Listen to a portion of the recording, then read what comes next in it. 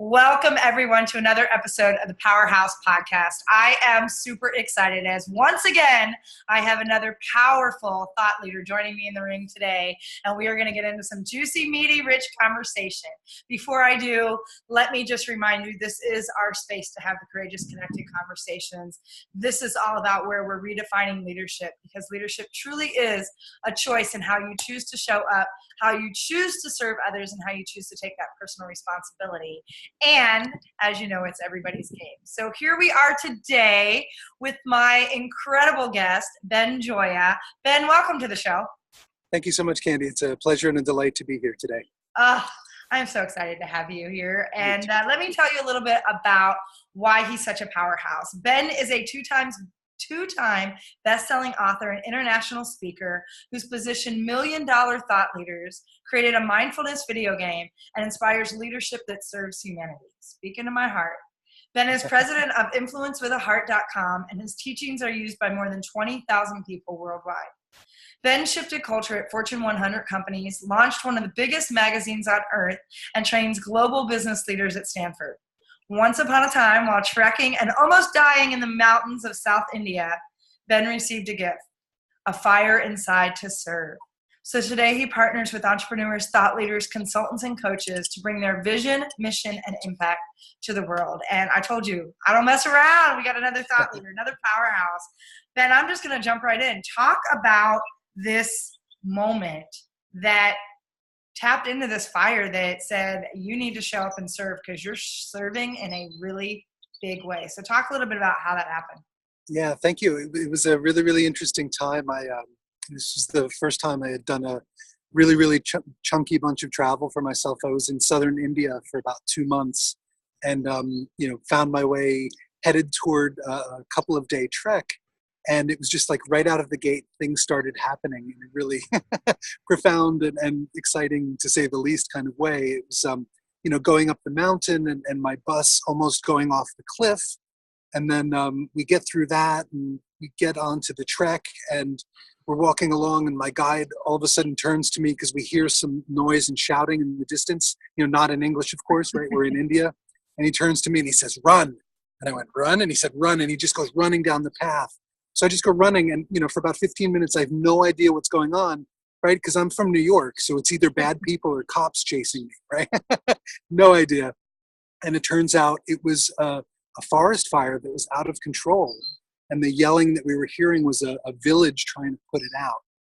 So that was, two, within a really short amount of time. And then the next day we're hiking along and my guide all of a sudden stops me and he goes, "Snake." And I look down and there's this tiny green snake, which is apparently deadly. And, thank goodness for my guide because I would not have seen the snake at all. And then a little bit later that day, probably more like several hours, walking along and we hear some big movement of a pretty large animal in the brush over there. And I see my guide in front of me and he turns and he gets this look like, half terrified, half protective, and lifts up his walking stick like he's going to hit something off to the side. So I go running toward him just in time to turn and see a mountain lion looking at us. And then fortunately the mountain lion sees two of us and, a very tall, animal, so to speak, in its eyes with a big stick, turns around and runs away. So yeah, all 72 hours. Yeah. Well, and there's actually so many parallels I want to draw on that. I'm really excited because this is really going to open up a juicy conversation. I can already feel it. And I think about the fact that we get signs all the time. So let's do the parallel in terms of the fact that we get signs, sometimes not as obvious as the ones that were right in front of your face. But we get signs that oftentimes happen when we're going through these major shifts where they're all, like you said, in a 72-hour period or less. They're like bam, bam, bam, bam, bam. So what I want to do is I want to explore that a little bit around how do you understand and tap into that space when those signs are showing up. And the other thing is being somebody who grew up on the East Coast as well. Both my parents are from Philly. I get when, somebody's talking to you, screaming at you, whatever, what the natural reflex is. Talk about that space of trusting someone who you barely knew, who had this sense of urgency, because I think there's the two of them fall in the same space, right? There's these signs that show up that oftentimes we don't listen to, or we don't recognize, or we're not in tune with. And then there's this space that's asking us or requiring us to tap into that innate intuition or that trust. And so I'm curious, what's that experience been like for you, and how has that transferred into some of the work that you're doing? Yeah, thank you for the great questions, and juicy as heck. So I appreciate that. Yeah, I mean, the first thing that that I really Okay, you're so ill time didn't really process,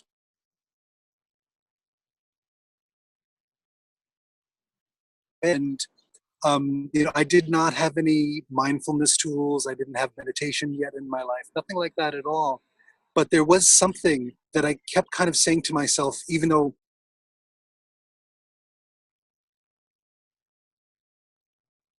as all these things were going down, I kept saying to myself, I'm not going to die, I'm not going to die, I'm not going to die, I'm not going to die, right? So I kept that mantra of focus through that whole thing to the best of my ability. And, as each thing happened, I was forced to just let go a little bit more, because I just was realizing more and more that, I really have so little control other than greater than me. The universe is much greater than me. Right here I am, in the mountains, no cell phone, with this guy, and my focus and intention, or this is all I knew I could do at this point, and put my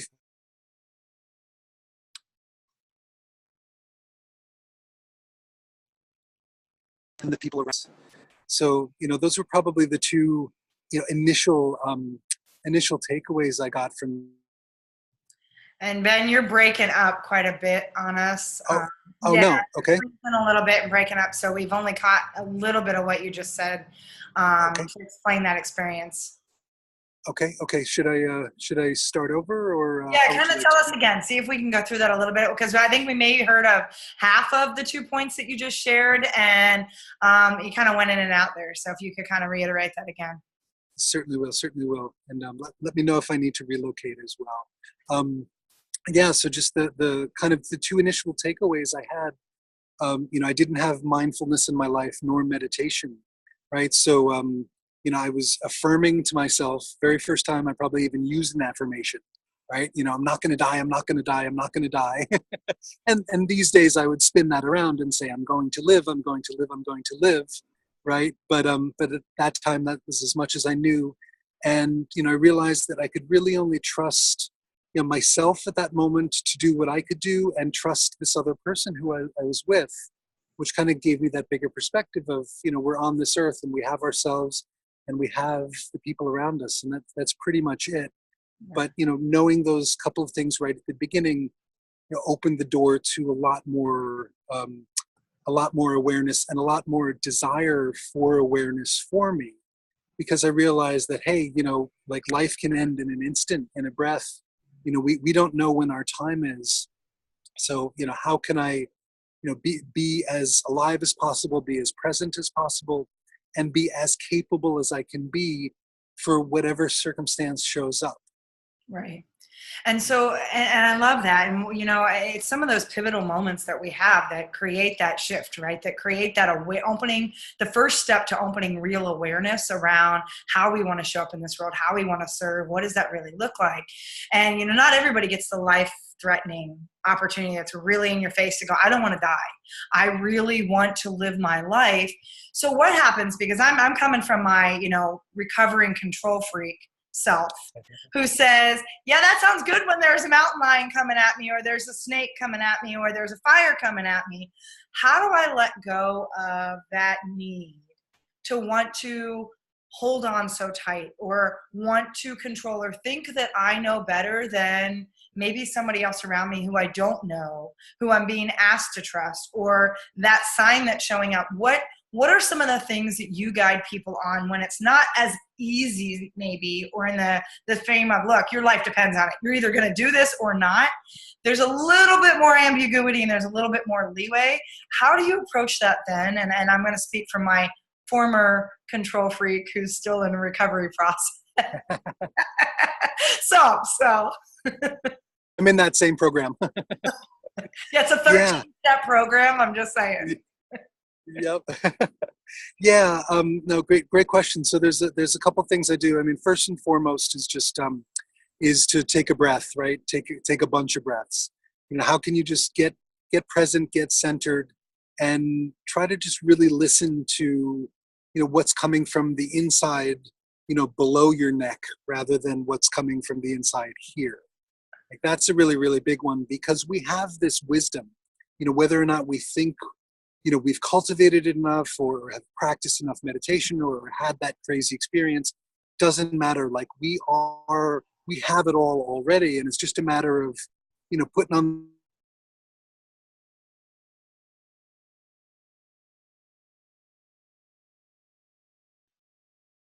your feet on the ground, whatever you need to do.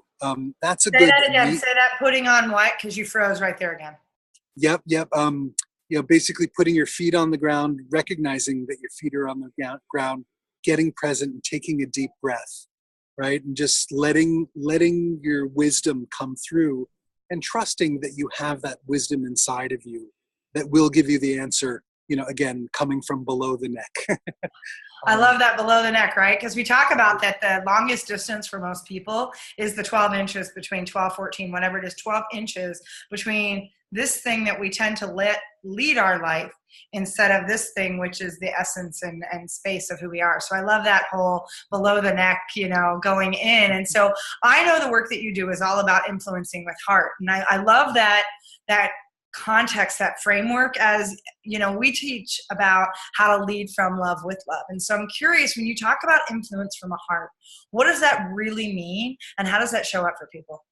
Yeah, thank you. So a big part of it is really starts with inner game stuff, right? So you can't really lead anybody else, you can't really guide anybody else, you can't really help anybody else unless you help yourself first. Like that old adage of put on your mask before you put on the other person, like that you hear on the plane over and over. It's really, really true. And the Buddha, for example, taught the same thing. He said you have to get enlightened before, or work in that direction before you can help everybody else. So that's really, really first and foremost. So it's how do you be present as much as possible, through mindfulness, through meditation. How do you love yourself in the best possible way? How do you care for yourself in the best possible way?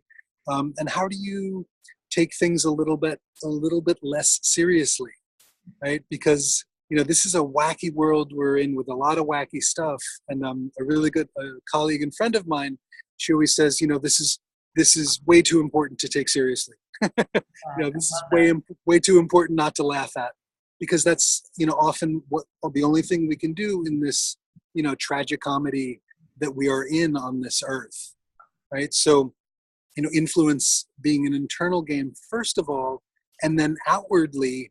I talk a bunch about empathy as a kind of operative principle, empathy for oneself, empathy for other people, and how to use that to support your communication, to support yourself as a leader, to create powerful connections with the people you're serving, so you can truly serve them in the best possible ways.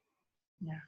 Yeah, and that term tragicomedy, I have to say, I might have to borrow that one. It does, I mean, there's so much play on that, and there's something so powerful in hearing a saying that says, it's far too serious, it's far too important to be so serious about. And I think we forget that, because we lose that zest for life, we lose that innocence, we lose that childlike ability to connect, because I personally have a belief that we enter this world as geniuses, and we dumb ourselves down by all of these conditions and beliefs and frames and things that just anchor us. And I'm curious, because one of the things that really, I mean, there's a lot of what you just said that really resonated, but one thing that stood out really profoundly for me, and I would love to delve into it a little bit, because I think, when we talk about the word empathy, when we understand what empathy means, we always think it's an outward game. It's a game where we are holding space for someone else to try to put ourselves in their shoes, to really embrace. What I love, though, is that you said empathy for yourself. So talk a little bit about what empathy for self means, because that, I don't know, there's something about that was just like, wow, let's go there a little bit, because I don't think most people would think about empathy for themselves. Yep. Absolutely. Thank you.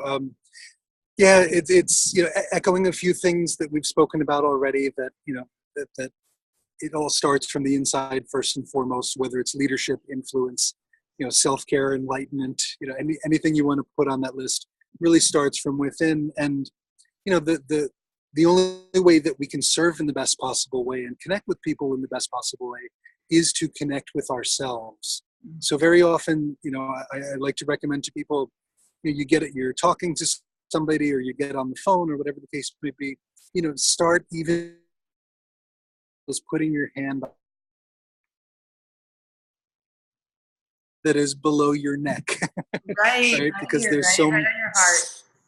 Yep, yeah, because there's so much wisdom there, and we are, I'd say, especially in this country, the United States, for those of us just listening, we are so conditioned to in and around scarcity and lack, not just financially, but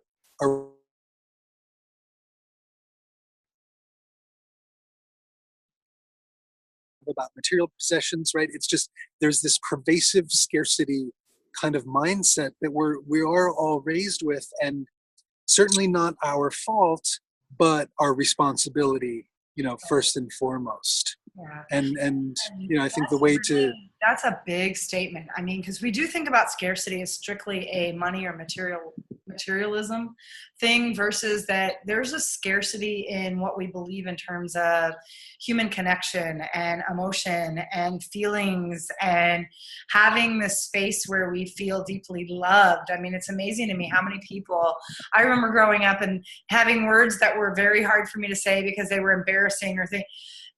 But it amazes me how many people struggle to say the word love.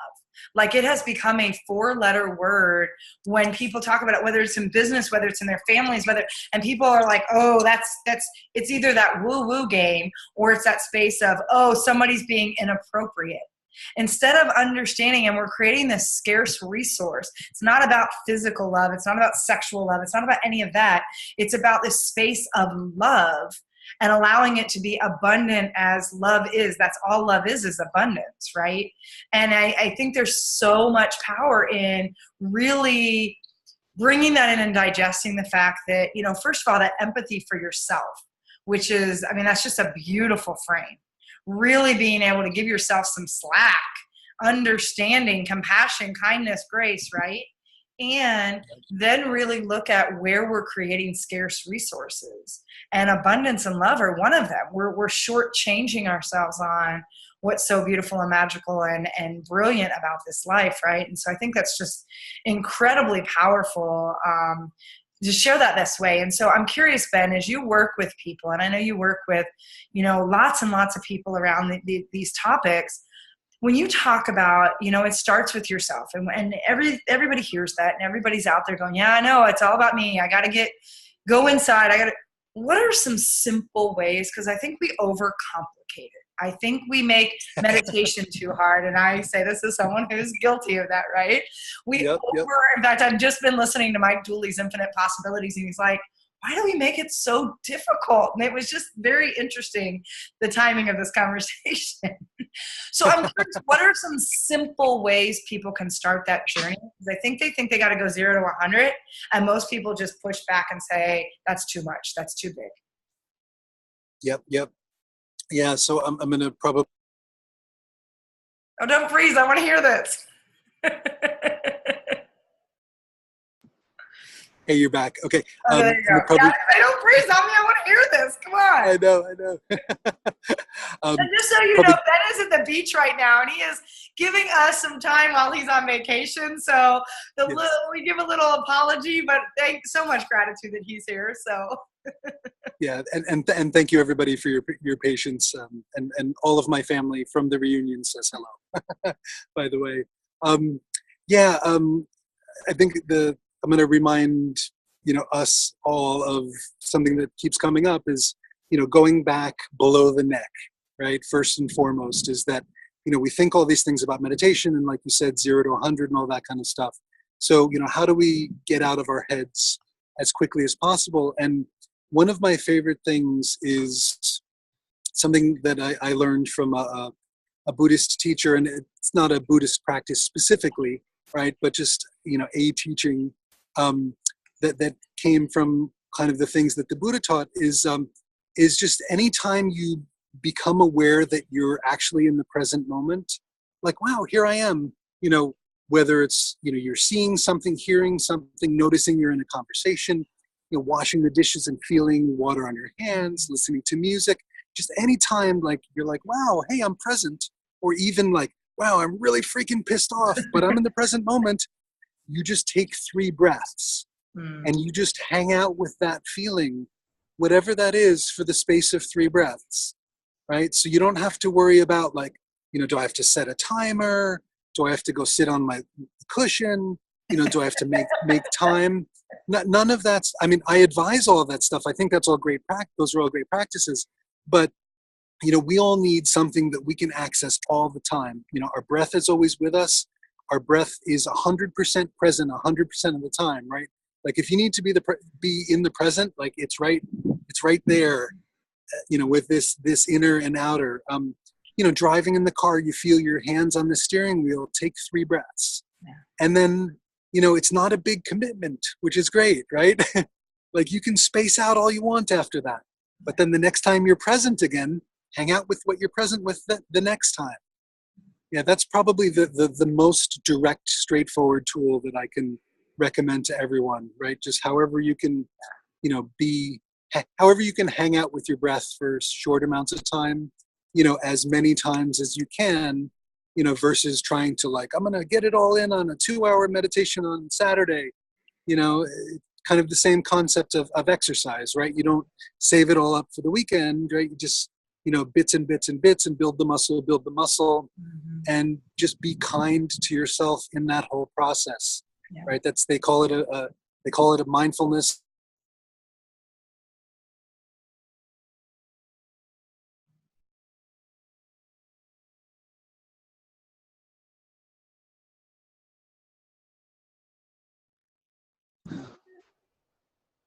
They call it a mindfulness what? A mindfulness practice, or not a mindfulness perfect. Oh, I like that. Mindfulness practice and not a mindfulness perfect. And, I think it's interesting because we talk a lot about breath as well. It's one of the biggest issues why people have so much anxiety and stress and whatever is we're not getting oxygen into our body. We're not breathing. We're not creating pause from our reactionary, tendencies to just react because we're not being present. And I think that ability to connect with your breath, and I always tell people, take that breath in so that you can feel every fiber of your being filled with that energy, that oxygen, that air, and let it breathe it in as if it's feeling every cell of your body. Because if you're doing that, you're coming from a very deep core below the neck space, because most people, when they do breathe, it's very shallow breathing above the neck. They're breathing from their throat and they're breathing from their head, and they're doing that. That's not being present. Ben's really talking about getting into that breath that we've talked about multiple times on the show, getting into that deep space where you really can feel your body as a being in that space. You can bring in the energy and let it fill every cell of your body, and you release it as slow or slower and let go of all those pieces. And when you do that, there's this beautiful magic that happens to everything that Ben's talking about. It's that space of really being able to feel everything. It's engaging your senses. We were given 5, actually, I would gather more than 5 senses. We've been given ways to perceive the outside world and to perceive ourselves. And we're usually just on this pace that's so busy for the sake of being busy, and we're going and we're going and we're going. And when we take a breath, it's and then we're just back on, instead of just going quiet and being mindful. And I love that mindfulness practice, not mindfulness perfect. To get in a space to just notice your breath. It's why most meditations start with, before anything, notice your breath. They don't say control your breath. They say notice your breath. And when you get distracted, come back and notice your breath again. And it's so simple, yet we try to overcomplicate it. Yep. Yeah, I appreciate you saying that, all of that. There's another analogy that I love about, following your breath is it's kind of like, and Candy, I'm sure you can appreciate this as a dog owner, right? Like you get a new puppy and you're training the puppy, and you say to the puppy, okay, sit, right? Like as if you're, paying attention to your breath, you sit, and the puppy's going to sit for maybe a second, if even, and then wander away. And then you go get the puppy and you bring him or her back and gently say, sit. And maybe puppy hangs out for a second or two, and then he or she wanders away again. Like, you're not going to go kick the puppy. You're not going to pull the puppy back, yank it back, right? It's just, again, over and over with love, back to the present, back to the present. Yeah. I love you more just because you decided to use a puppy analogy. I have to say, anyone that's going to make this come to fruition by talking about how you're going to train a dog, you know what? That was everything. That best show ever, just for that, right? Yeah, seriously. But it's true. We tend to be so much kinder to everything outside of ourselves. And I think it comes back to that space that you were talking about around empathy for yourself. It is really that space to just be kinder to yourself. We are so torturous to ourselves. Self-deprecation is one thing, but we've taken it almost to another extreme where it's this almost it's the maniacal, very torturous, very I just want to abuse it's almost a form of abuse now. It's not just a self-deprecation. And so taking moments to just bring us back to realize that we are these beautiful, perfect, whole entities that were put here to be light, love, and serve, and, leading these massive capacities, I think is such an opportunity for people. And then I know you've got a lot of amazing things that you're doing. Like I said, in this space, that's why we're having this conversation. So what's on the horizon for you as we think about, the imagine the possibilities, which is a big space we like to play in on this show. What are your big imagine ifs that you're starting to dance in and starting to play in? Yeah, thank you. So in the very, very immediate future, I'm just launching a group coaching program, nice, which I'm super, super excited. So, moving my influence to a bigger scale. So, I do coaching and consulting and speaking, and it's nice to expand the coaching component and touch more thought leaders and give them exposure to each other. So that I can't even contain myself how excited, because I'm literally starting next week.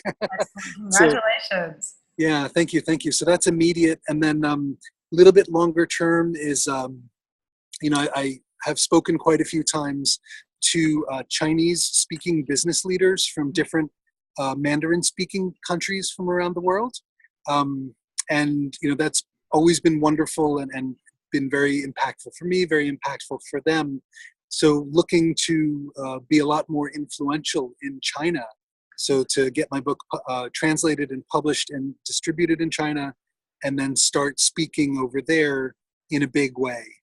Wow. And not just China, but other Mandarin speaking countries, because there seems to be a really nice synergy with myself and these audiences, which has been, such an unexpected gift, right? Like, there's, you never know where the magic will come from. And that's another great part of, being present and allowing yourself to, just allowing the magic to happen comes when we're here, and not over in the future and not in the past, right? But just right here. Wow. Yeah. So that's the kind of the little bit longer down the line. And then the big ass possibility, so to speak, is I am so excited. I look forward to the day. I look forward to the day after, when I'm celebrating having spoken, in a stadium to 50,000 people. I love that. That's the big one. I hear you. I'm right there with you. I got that one. I just finished doing new vision boards lately, and I've got that one that I think it was a Brendan or Gabby Bernstein. I'm like, yep, that's the audience. I see it. I'm there. And I love it. You just beautifully demonstrated how you are relinquishing the control in the whole process too. When you talk about the opportunities, talk about being a global thought leader, right? To open up the space for you to engage in a whole nother culture and a whole nother side of the globe. How powerful is that? And I love, from somebody who's done a lot of group coaching, I love that you're going to step into that space. I think you're going to really enjoy it.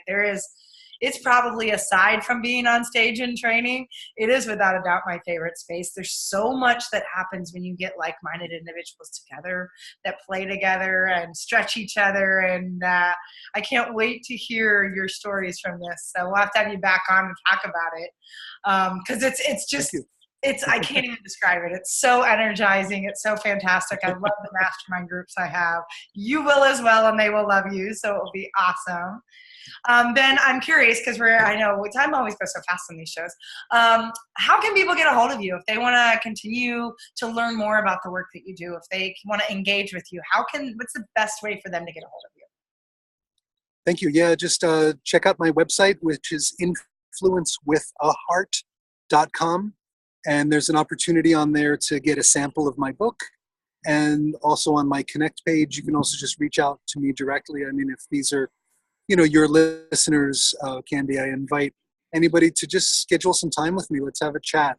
No agenda, just, how can I support you? How can I serve you? And it would be an honor and a pleasure. I mean, if you're listening to this amazing woman, then I'd like to know you too. Awesome. Well, let me tell you, you definitely want to get to know Ben. And again, you can find him at influencewithaheart.com. I highly suggest you go out and see what he's up to. He's a game changer. He's a thought leader. He is someone I am very blessed to play in some spaces with and getting to know myself, and just a joy having you on the show. But before we let you go, I want to know if there's anything, last thing, words of, great wisdom, one aha, something from this conversation that you've had that would be a great takeaway for the audience today. Yeah, thank you. Gosh, yeah, I think it's just two things is just, remember those 3 breaths.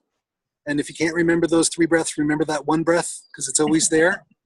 And and the other one is just to love the heck out of yourself, because that will mirror outward, more than anything else you can do. Like it starts with that, because that's what we are first and foremost, is love.